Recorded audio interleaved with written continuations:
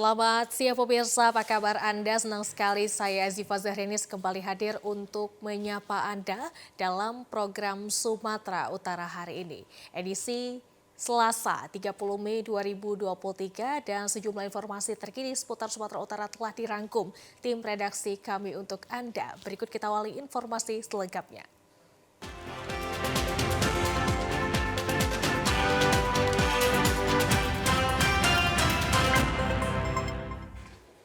Di informasi pertama pemirsa terbukti bahwa sabu 75 kg dan pil ekstasi 40.000 butir, dua oknum TNI yang bertugas di Sumatera Utara divonis penjara seumur hidup dan dicopot dari anggota TNI.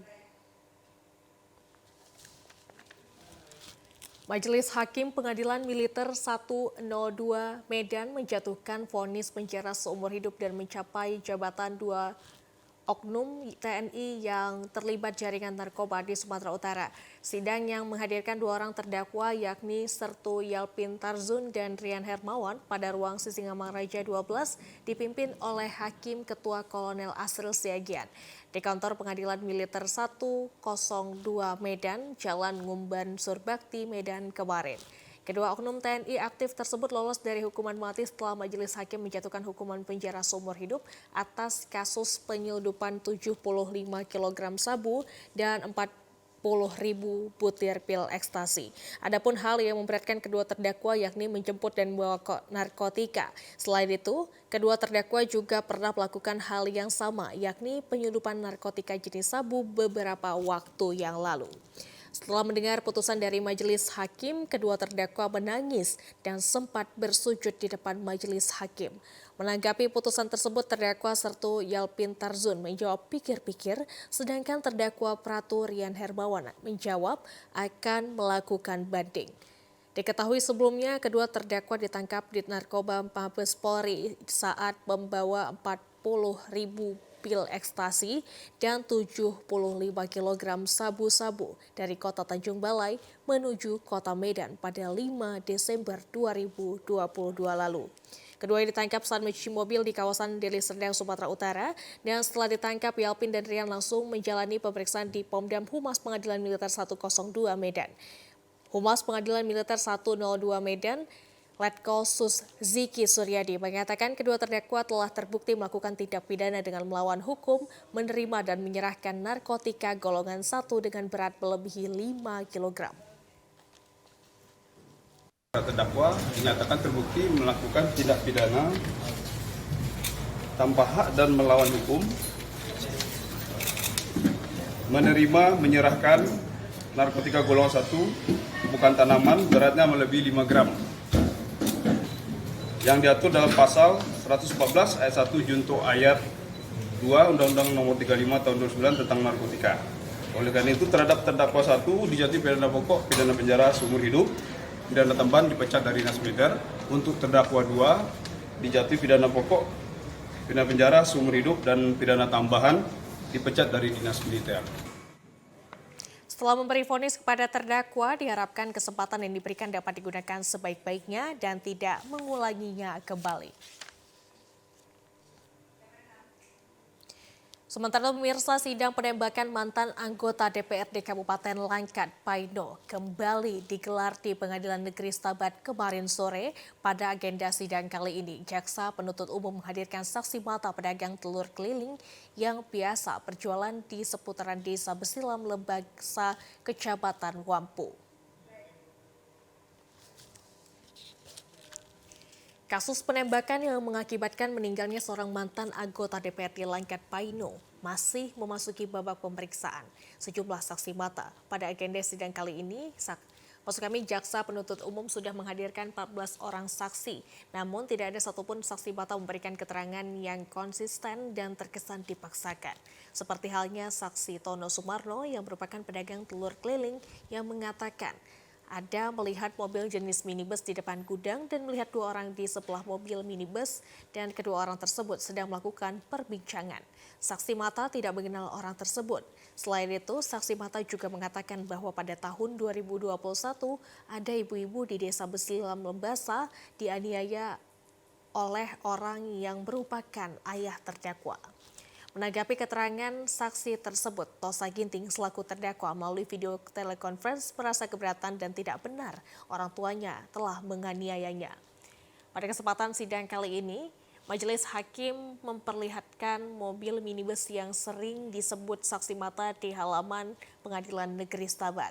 Dan usai persidangan, kuasa hukum terdakwa Mino Lasbaya mengatakan saksi sebelumnya menerangkan di hari dan jam yang sama telah melihat Tosa sembiring, namun saksi berikutnya tidak melihat Tosa.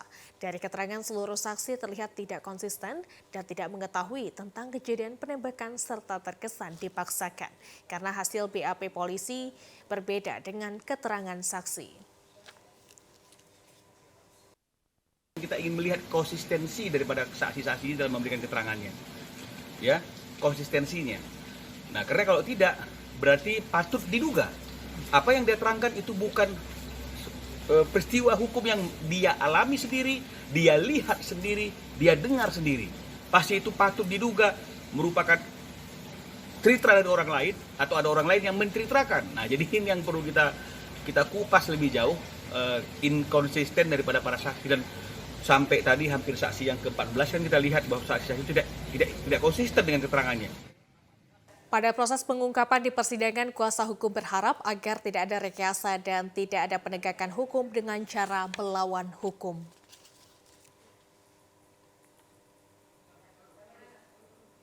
Pemirsa, di tengah keluhan petani atas kelangkaan pupuk dan mahalnya harga pupuk bersubsidi di Serdang Bedagai, membuat Ombudsman Republik Indonesia Perwakilan Sumut melakukan sidak ke gudang milik PT Pupuk Indonesia di Jalinsum Sergei, Dusun 1, Desa Firdaus, Kecamatan Serampah. Dengan berjalan kaki, Kepala Ombudsman Republik Indonesia Perwakilan Sumut Abjadi Siregar bersama tim melakukan sidak ke gudang milik PT Pupuk Indonesia yang berada di Dusun 1 Firdaus dan menemukan 1 unit kontainer yang bermuatan pupuk subsidi jenis Ponska NPK kurang lebih 20 ton yang siap dibongkar. Ketua Ombudsman Republik Indonesia Perwakilan Sumut Abjadi Siregar mengatakan dirinya merasa heran melihat ratusan ton pupuk subsidi yang disimpan di gudang belum disalurkan ke para petani. Adanya laporan yang masuk ke Ombudsman Republik Indonesia Perwakilan Sumut tentang langkanya pupuk subsidi dan mahalnya harga yang harus dibayar para petani, sehingga laporan tersebut langsung ditanggapi Ombudsman dengan turun ke lokasi. Seperti diketahui di Sergei terdapat 6 distributor pupuk, 2 diantaranya sudah tidak aktif lagi menyalurkan pupuk. Kondisi ini harus dipertanyakan dan apa yang menjadi kendala keterlambatan penyaluran atau ada hal lainnya. Di satu sisi petani mengeluhkan langka, harga tinggi, tapi di gudang pupuk Indonesia, PT Pupuk Indonesia itu justru tertimbun banyak pupuk bersubsidi. Ya. Kalau saya hitung saya kira ratusan ton ada itu pupuk itu. Jadi kenapa kok bisa masih terjadi kelangkaan? Kenapa masih terjadi kemahalan harga? Ini yang membuat saya bingung. Sementara itu, salah seorang petani dan juga ketua kelompok tani Tunas Harapan Kecamatan Teluk Mengkudu, Ketutiada, mengatakan kelangkaan pupuk sudah lama dirasakan para petani, di mana sebelumnya petani yang diharuskan mendapatkan 10 kg per pupuk, pupuk per rantai, namun saat ini kelompok petani hanya mendapat 3 kg pupuk per rantainya. Subsidi kita hampir 500.000 per saknya. Kalau yang subsidi? Yang subsidi kita hampir 160, 150 gitu lah. Pak, ini kesulitan yang dirasakan petani apa Pak? Kesulitan pupuk ini kan pada saat kebutuhan ini tidak mencukupi yang dibutuhkan petani. Jatahnya 3 kilo per rantai. Yang dibutuhkan petani itu paling minimal 10 kilo per rantai gitu. Jadi untuk nutupin biasanya seperti apa Pak? Ya beli non subsidi dia. Kita ke Labura, pemirsa. Akibat air sungai tercemar limbah dari pabrik kelapa sawit menyebabkan berpuluh ton ikan mati di Sungai Mangalam, Kecamatan Kuala Selatan, Kabupaten Labuhan Batu Utara. Akibatnya ratusan nelayan kehilangan mata pencaharian.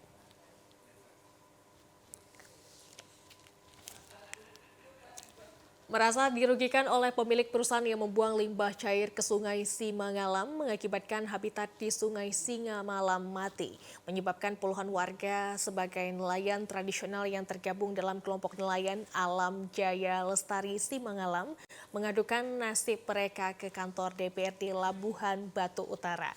Salah seorang nelayan Mulyadi Hasibuan mengatakan karena air Sungai Simangalam dicemari limbah dari pengusaha kebun sawit PKS, diperkirakan 4 ton ikan mati di sekitar seminggu yang lalu. Akibatnya warga yang bekerja sebagai nelayan tradisional kehilangan mata pencarian dan nyaris kelaparan. Untuk memenuhi kebutuhan sehari-hari, para nelayan harus beralih profesi mencari pekerjaan lain dan meminta aparat penegak hukum agar perusahaan pembuang limbah segera tindak secara hukum. Nelayan saat ini sangat parah, Pak, karena untuk membutuhi kebutuhan sehari-hari sudah kesulitan. Dibuatkan ikan di sungai itu yang tidak ada, harus beralihlah masyarakat ke pekerjaan lain. Harapan kami pihak-pihak terkait harus dapat mengambil tindakan tegas sesuai hukum kepada pihak yang melakukan pencemaran terhadap sungai kami. Kemudian kami mendapat bantuan agar terbutuhilah kehidupan kami.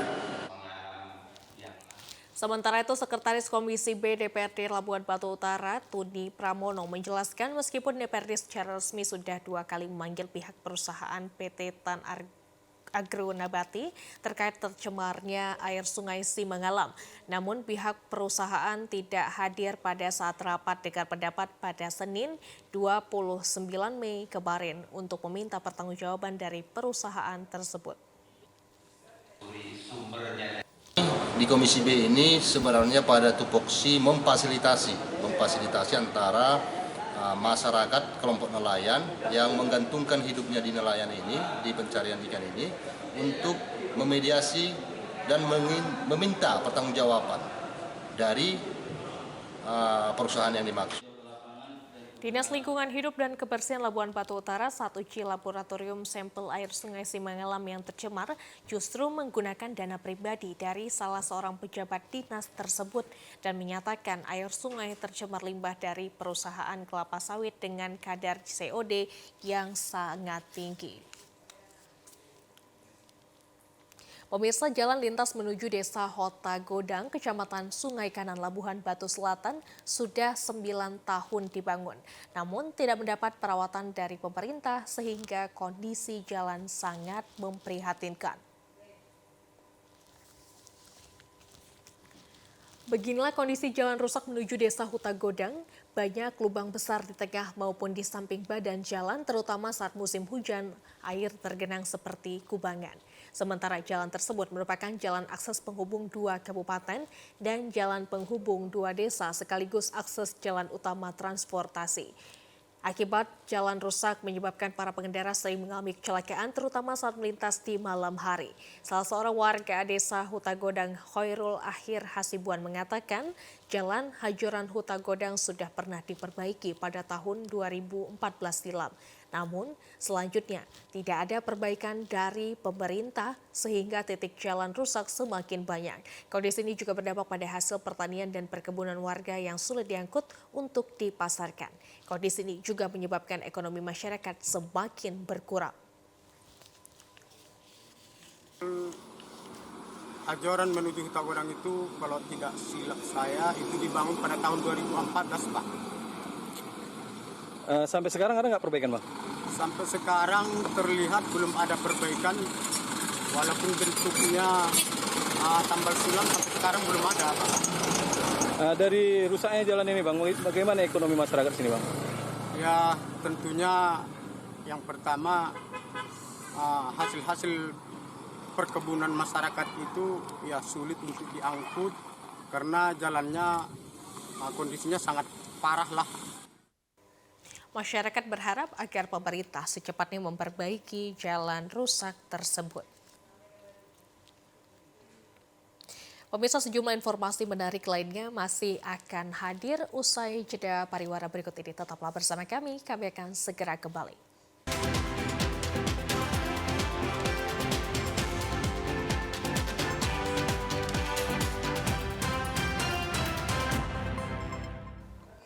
Terima kasih Anda masih bersama dengan kami dalam program Sumatera Utara hari ini. Pemirsa, aksi pungli masih saja terjadi di kawasan Sunggal. Kali ini dilakukan seorang pria yang memakai baju loreng terhadap supir truk yang akan memuat barang. Pemilik usaha barang bekas di Jalan Karya 7 Desa Helvetia Sunggal mengeluhkan aksi pungli yang dilakukan oknum ormas. Aksi pungli tersebut dilakukan kepada supir yang akan membuat barang oleh oknum ormas senilai Rp20.000 kepada setiap truk supir yang melintas.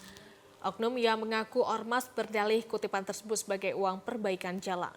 Dalam rekaman video yang sempat viral di media sosial tersebut, pria yang diduga melakukan pungli mengaku disuruh oleh ketua salah satu ormas. Perdebatan tidak terelakkan antara pemilik usaha dan oknum ormas tersebut. Bahkan, oknum ormas tidak mau kalah dengan menunjukkan kwitansi yang dianggap resmi dari Kesatuan Organisasi Masyarakat. Merasa terganggu dengan adanya kutipan atau pungutan liar terhadap konsumennya, pemilik usaha barang bekas memvideokan pelaku aksi pungli tersebut. Perannya konsumen itu sih 20.000 per satu mobil. Gitu. Alasannya apa bang? Untuk apa kata dia? Untuk retribusi jalan. Pengertian retribusi jalan ini aku nggak paham juga. Gitu. Tapi katanya itu retribusi jalan. Berarti udah bolak-balik diminta? Udah bolak-balik. Makanya aku videokan. Sebenarnya aku tak maunya memviralkan. Karena kebetulan dia kan satu marga dengan aku. Tapi karena sudah berlebihan sikapnya, makanya aku videokan. Yang diminta itu konsumen abang? Iya, konsumen yang datang supir dari ya? luar kota. Iya, supirnya lah. Yang minta itu apa bang? Ngaku ormas atau apa, pakai seragam atau gimana bang? Iya, pakai seragam organisasi apa? Pemuda Pancasila. Keberadaan pungli di berbagai daerah masih kerap terjadi. Masyarakat meminta ke pihak kepolisian mengambil tindakan yang tegas. Sementara itu pemirsa, petugas gabungan Polda Sumatera Utara dan Polrestabes Medan mengamankan 6 orang remaja yang melakukan konvoi menggunakan senjata tajam. Konvoi para remaja tersebut sempat mengancam warga setempat menggunakan senjata tajam.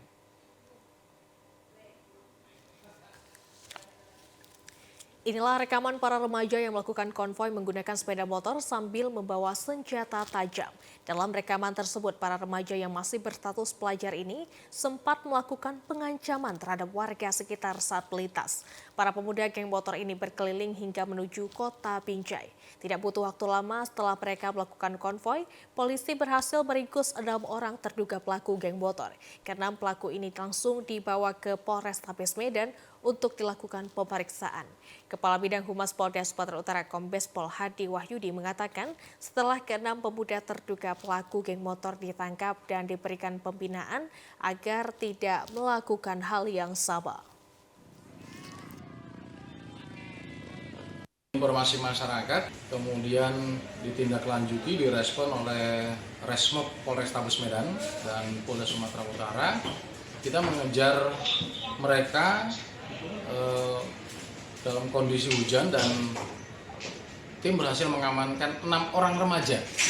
Semuanya di bawah umur, mereka membawa senjata tajam yang tentu sangat meresahkan masyarakat. Dan saat ini proses untuk efek jera pembinaan itu dilakukan di Polrestabes Medan.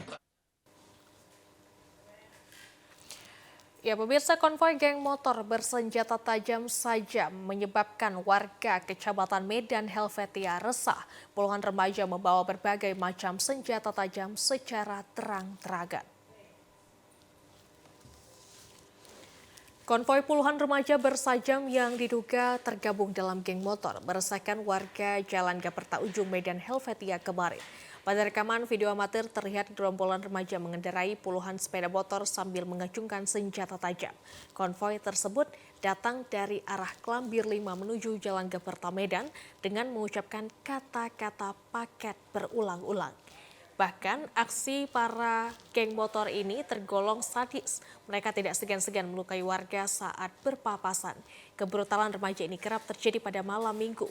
Meskipun hanya terlihat melintas, namun konvoi dengan membawa senjata tajam menyebabkan warga sekitar resah. Salah seorang warga, Ferry, mengatakan aksi geng motor ini kerap terjadi pada malam minggu. Sejumlah remaja kerap membawa senjata tajam dengan ukuran besar dan panjang, menyerupai samurai atau celurit. malam minggu kejadiannya itu bang. Tiap malam minggu macam ada, memang udah kompak orang untuk mau perang mau di mana gitu. Jadi tiap malam minggu keliling orang itu mau bawa sajam, panjang kali pun hampir semeter setengah panjangnya. Berapa kereta biasa bang? 30-40 kereta ada. Kalau itu keber gitu ya? Wah, bonceng-boncengan, apa yang nampak orang itu ambil orang. Jadi masyarakat resah sekali bang? Oh, resah lah pak. Memang udah ramai, udah ada 2-3 Bagi masyarakat yang melihat aksi tindakan kriminal atau membahayakan keselamatan orang banyak, diharapkan tidak takut untuk melapor kepada pihak kepolisian di wilayah masing-masing. Di sorotan lainnya, pemirsa, 2 orang remaja warga desa Sidomulyo, Kecamatan Aekuo, Kabupaten Labuhan Batu Utara, tewas ditabrak kereta api jurusan Rantau Perapat menuju Medan dengan kondisi mengenaskan. Beginilah video amatir saat kereta menabrak 2 orang remaja yang sedang duduk santai di atas rel. Terlihat korban tewas di tempat terlindas kereta api. Peristiwa terjadi pada hari Sabtu lalu pukul 23 waktu Indonesia Barat. Kedua korban bernama Fisalki Alamsyah Nasution 15 tahun dan Dika Jayawinata 15 tahun. Keduanya tidak mengetahui kereta api datang saat berada di atas rel kereta api. Awalnya kedua korban keluar dari rumah untuk membeli rokok ke warung dan setelah membeli rokok keduanya pergi menuju rel kereta api dan duduk di besi rel kereta api tersebut. Selang beberapa jam kemudian sekitar pukul 23 waktu Indonesia Barat, melintas kereta api dari arah Rantau Perapat menuju Kota Medan. Setiba di TKP menabrak korban hingga keduanya luka-luka dan meninggal dunia di tempat. Sekretaris Desa Sidomulyo, Dedek Samudra, membenarkan pemerintah desa sudah berulang kali memberikan himbauan dan melarang warga agar tidak bermain di kawasan rel kereta api. Karena jadwal keberangkatan kereta api pada malam hari tidak ada berhenti di stasiun Padang Habalan. Sehingga kereta api melaju kencang di stasiun tersebut. Kedua korban dievakuasi petugas dan dibawa ke rumah sakit terdekat dan dibawa ke keluarga korban malam itu dikebumikan di perkuburan. Maksud kami perkuburan Muslim Desa Sidomulyo. Logisnya sih mereka sebelumnya sering duduk-duduk di rel dan sudah dapat peringatan dari Kadus beberapa hari yang lalu. Cuman kemungkinan waktu malam kejadian itu gerimis dan warung Bukadus 3 itu tutup, jadi nggak ada yang mantau mereka. Nah, kemungkinan mereka lagi duduk-duduk, lagi nyantai lah, nggak dengar suara kereta api datang sekitar 10:30 malam. Kebetulan kereta api kencang karena di stasiun Padang Laban tidak berhenti, hanya di stasiun besar-besar saja. Pasca peristiwa tewasnya 2 orang remaja, pihak kepolisian dan pemerintah desa memasang spanduk larangan agar tidak bermain di kawasan rel kereta api. Pemirsa, kami akan segera kembali usai jeda pariwara berikut ini. Tetaplah bersama kami.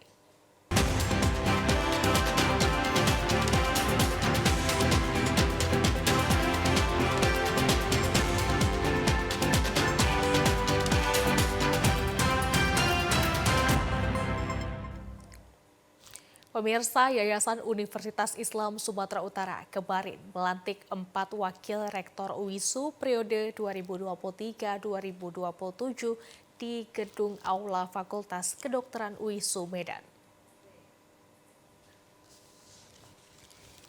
Pelantikan 4 wakil rektor UISU periode 2023-2027 ditandai dengan pembacaan sumpah janji dan penandatanganan dipimpin oleh Ketua Umum Yayasan Universitas Islam Sumatera Utara, Profesor Ismet Daniel Nasution didampingi Rektor UISU Dr. Syafrida. Dalam sambutan, Ketua Umum Yayasan Universitas Islam Sumatera Utara, Profesor Ismet Daniel Nasution mengatakan, wakil rektor yang baru dilantik telah melalui beberapa tahapan seleksi yang dirumuskan untuk dapat mewujudkan akreditasi UISU unggul. di bawah kepemimpinan Rektor UISU Syafrida untuk bersama sivitas akademik bersinergi menguatkan koordinasi membangun perguruan tinggi unggul sesuai dengan cita-cita para pendiri. Selain pencapaian UISU unggul, namun mampu memberi nilai mengangkat harkat martabat kampus dalam pengabdian kepada masyarakat, agama, bangsa, dan juga negara. Tentunya hasil ini adalah hasil kita semua, hasil UISU, dan kita mohon kerjasama dari semua pihak, keluarga besar UISU untuk mensukseskan program-program yang akan dilaksanakan oleh Rektor UISU bersama Wakil Rektor UISU untuk memajukan Universitas Islam Sumatera Utara tidak hanya mencapai akreditasi unggul, tetapi mulai mempunyai nilai-nilai yang dapat mengangkat harkat dan martabat UISU dalam pengabdiannya kepada masyarakat, agama, bangsa, dan negara. Rektor UISU Dr. Syafrida mengatakan perubahan dengan kompetensi dimiliki UISU berbasis Islam diharapkan wakil rektor yang dilantik mampu bersinergi mewujudkan UISU unggul di kancah nasional dan internasional. Unggul, saya yakin masing-masing wakil rektor, baik itu bidang akademik dan dakwah Islamiyah, bidang sumber daya dan tata kelola, bidang kewirausahaan, alumni dan kemahasiswaan, serta bidang kerjasama dan sistem informasi dapat membangun sinergitas baik itu Universitas Sumatera Utara, nasional maupun internasional. 4 wakil rektor UISU yang dilantik diantaranya Marzuki sebagai wakil rektor 1, Ramadona Simbolon wakil rektor 2, Abdul Haris Nasution wakil rektor 3, dan Andang Suhendi sebagai wakil rektor 4 periode 2023-2027. Sementara itu pemirsa, Wakil Rektor Universitas Islam Sumatera Utara periode 2023-2027 yang dilantik telah melalui beberapa tahapan uji kelayakan dan tes kepatutan mampu bersinergi mewujudkan kampus unggul.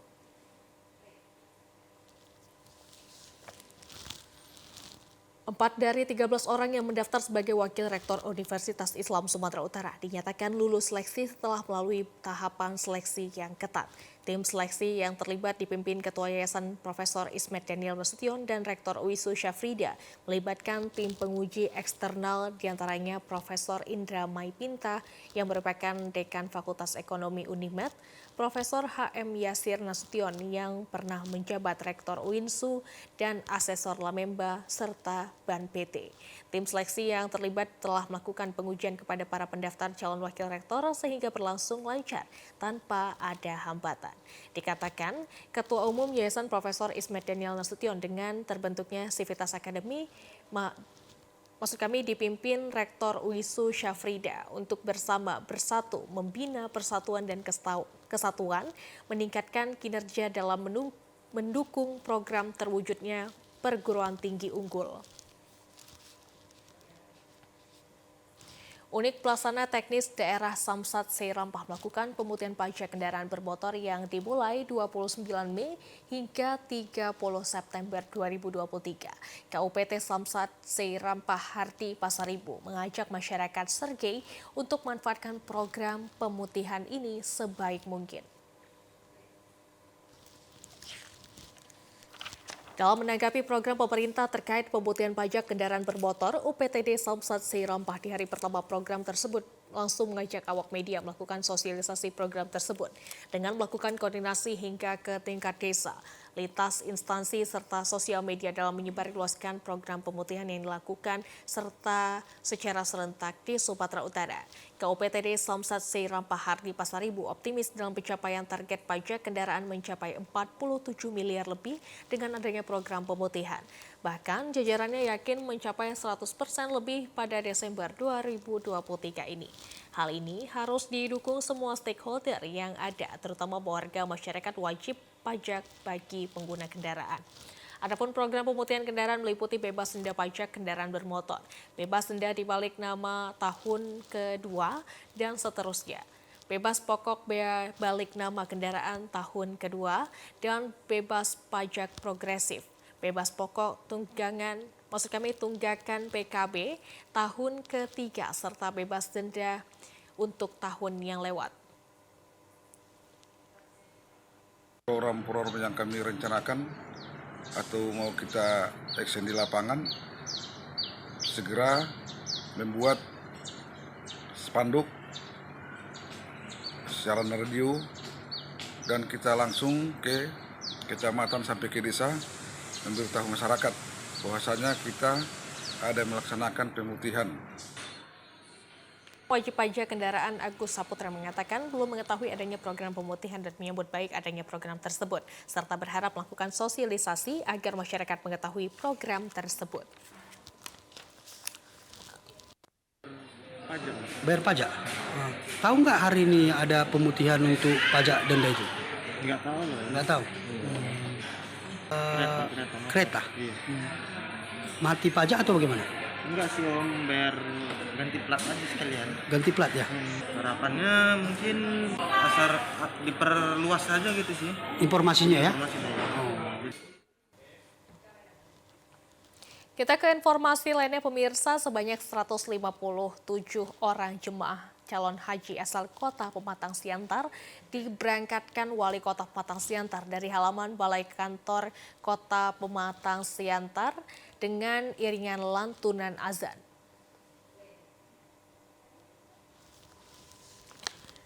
Dari 157 jemaah calon haji asal kota Pematang Siantar ini didominasi kaum perempuan dengan jumlah sebanyak 103 orang dan jemaah calon haji laki-laki 54 orang. Untuk tahun ini jemaah calon haji yang berasal dari kota Pematang Siantar usia tertua 84 tahun 4 bulan dan usia termuda 29 tahun 4 bulan. Wali Kota Pematang Siantar Dr. Susanti Dewayani mengharapkan seluruh jemaah calon haji yang diberangkatkan agar selalu menjaga kesehatan dengan banyak minum air putih dan mengkonsumsi makanan yang sehat, di mana saat ini dari pantauan yang dilakukan pemerintah Kota Siantar, Kota Mekah berada pada cuaca panas yang mencapai 37 hingga 38 derajat Celcius. Jadi hari ini pemerintah Kota Pematang Siantar melepas dan memberangkatkan calon jemaah haji Kota Pematang Siantar tahun 2023 sebanyak 158 orang. Sejauh ini belum ada kendala dan pemerintah Kota akan terus memantau dan mengawasi setiap perkembangan yang ada di Mekah, terutama dari jemaah haji Kota Pematang Siantar. Imbauannya bahwa jamaah ini, calon jemaah haji, menjaga kesehatan dengan cukup istirahat dan menjaga stamina, tentunya makan yang cukup dan minum yang cukup. Sesuai dengan jadwal, jemaah calon haji Kota Pematang Siantar ini akan masuk ke asrama haji Embarkasi Medan dan akan berangkat menuju Madinah melalui Bandara Internasional Kuala Namu pada hari ini, Selasa 31 Mei 2023. Pemirsa, kebersihan lingkungan pada setiap daerah tentu memiliki poin dan standar yang berbeda-beda. Agar lingkungan bisa terus terjaga dengan baik, setidaknya warga harus ikut berperan dalam menjaga lingkungan yang dimulai dari lingkungan rumah tinggal.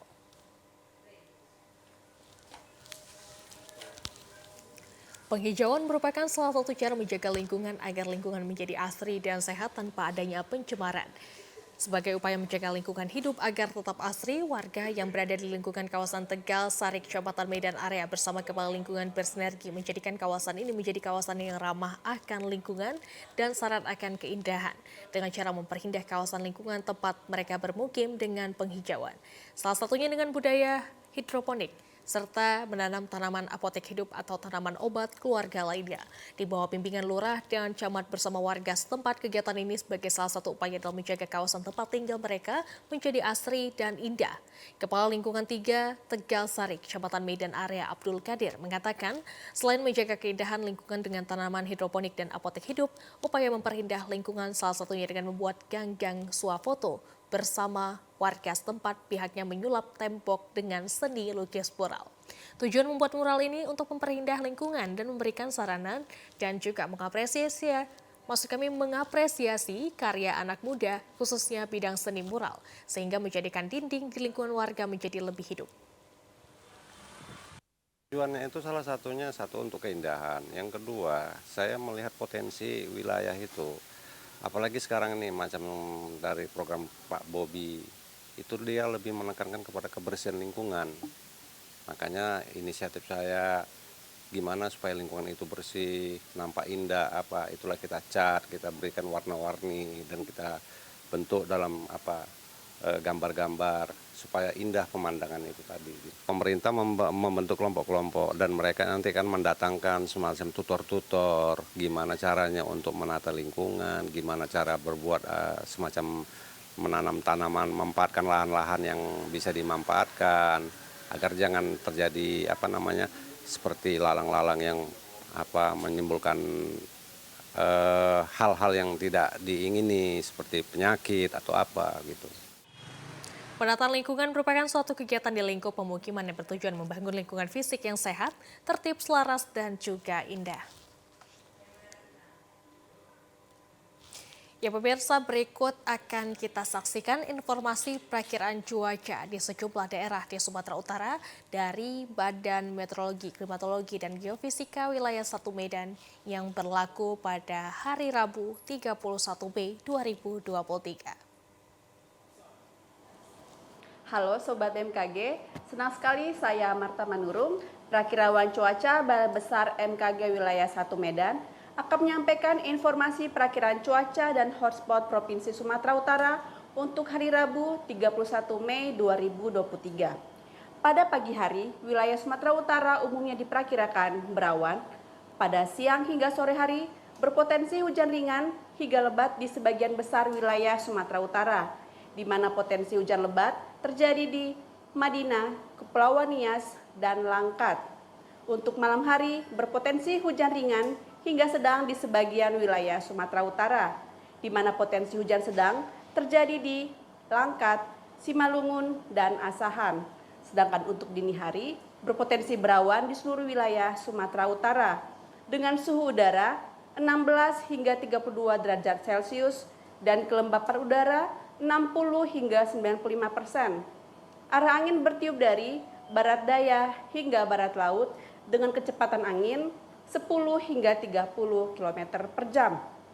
Terdapat 3 titik panas yang terpantau per tanggal 29 Mei 2023 di Labuan Batu, Deli Serdang, dan Padang Lawas.